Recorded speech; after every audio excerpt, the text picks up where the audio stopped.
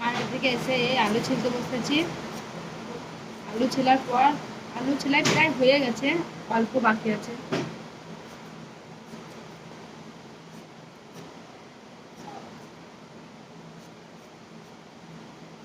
এই দেখো এতটা আলু ছেলেছি। একদুরি আলু ছেলা হয়ে গেছে। এবং মোবাইলের ক্যামেরাটা আমার খারাপ। মোবাইলের ক্যামেরা খারাপ বলে সেরকম মানে ভিডিও হয় না। আর কি করে এডিটিং করে তাও জানি না আমি।